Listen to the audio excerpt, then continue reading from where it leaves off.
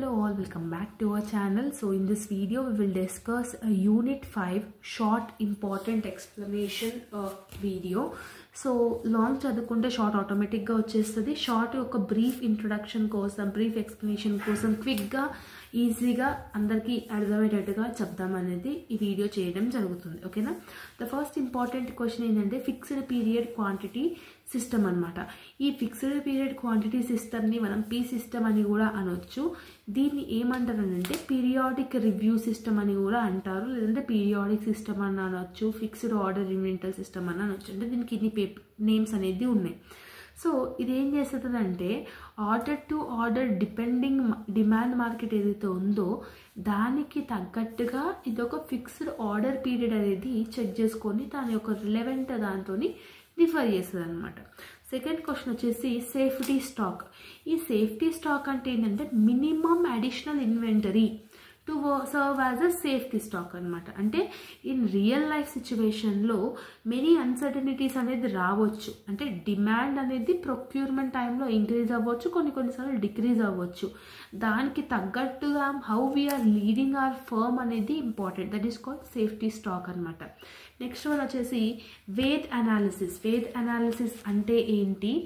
Are inventory control, selective inventory control అంటే ఏంటి?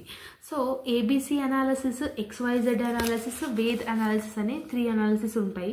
ABC అంటే ఆల్వేస్ బెటర్ కంట్రోల్ అని, XYZ అనాలిసిస్ అని కూడా ఉంది.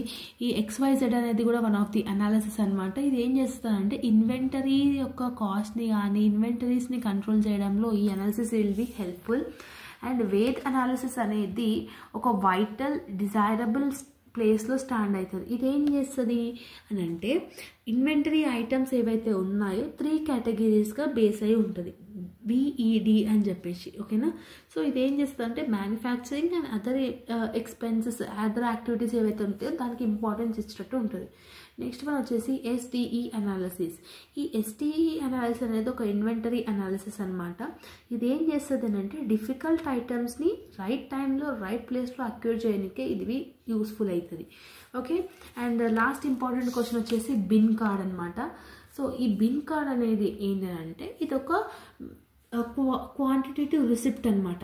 సో క్వాంటిటేటివ్ రిసిప్ట్ని మనం బిన్ కార్డ్ అని అంటాము. సో ఈ బిన్ కార్డ్ అనేది షెల్ఫ్స్ ఆర్ ర్యాక్స్లో అటాచ్ అయి ఉంటుంది.